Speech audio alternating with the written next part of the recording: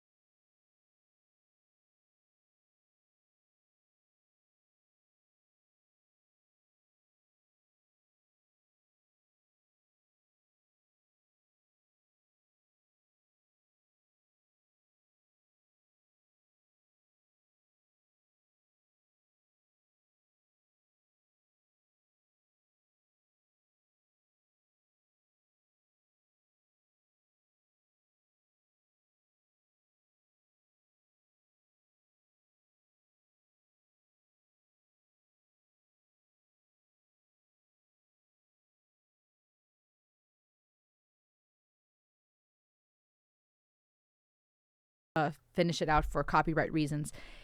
Dio's voice is so unique, and I think sometimes, and this is me and my fault, I look at, rock from the past, 70s, 80s, etc., and I forget just how soulful it is. I mean, the runs that he got, the timbre of his voice, he got so much soul and funk in there. It's not just, guitar shredding and any screaming or a little bit of a vocalization. The range he's got, the timbre of his voice, that grit, the soulfulness. What is Holy Diver about? You've been down too long in the midnight sea. What's becoming of me? Ride the tiger. You can see his stripes, but you know he's clean. Don't you see what I mean? You got to get away, Holy Diver. What is the Holy Diver about? It makes me think, just surface level, of a person who has either lost themselves or forgotten their purpose or just how powerful they are. You got a man with his sword making his way, slaying people, making his way through this fort, this night situation, rats running around. It adds for a fun music video, probably legendary at the time in light of just what was available. Making a whole movie into a music video, I feel like I could see that being very powerful to people at the time that was new. Now it's very common to have a whole movie production for your music video, it feels. But it's this, maybe in my mind, a conversation about someone who has a purpose and is rediscovering just how powerful they are and is finding their strength again. Got shiny diamonds like the eyes of a cat in the black and blue. Something is coming for you. Look out. Race for the morning. You can hide in the sun till you see the light. Or we will pray it's all right. You can hide in the sun till you see the light is interesting. Usually if we're in the sun, we would assume that we see the light. But we're hiding in the sun. We're hiding in full sight until we see clearly, till we see the light. You're the star of the masquerade. No need to look so afraid. Jump on the tiger. You can feel his heart, but you know he's mean. According to NorselandsRock.com, it says that the story behind Holy Diver is the landmark song that titled the equally landmark debut album by the band Dio, fronted by famed Rainbow and Black Sabbath vocalist Ronnie James Dio. The track that ended up defining the band and pretty much the rest of Dio's career was written by Dio himself and was one of the first songs he wrote after leaving Black Sabbath. He was tired of other people calling the shots. Some of his most memorable songs up to that point had been grandiose, huge sounding and epic, like Stargazer and Heaven and Hell.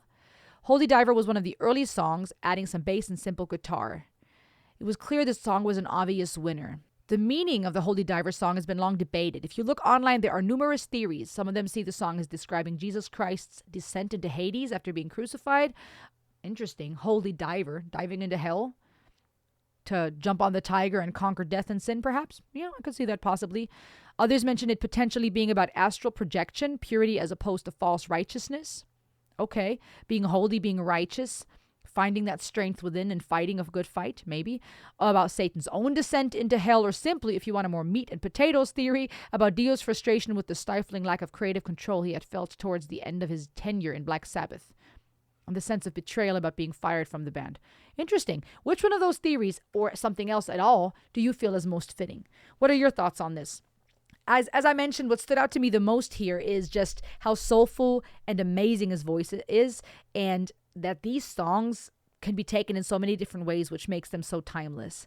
And at the same time, it's exciting to see that there's artists who still kind of have this type of feel and fire to them. Youngblood comes to mind because of his work he did with Aerosmith on Wild Woman. Are there any other artists you can think of that make you feel this way, the way that Dio does? Talk to me in the comments. Make sure to subscribe for more music from around the world, all genres and eras, and I will see you on the next ride. Ayo!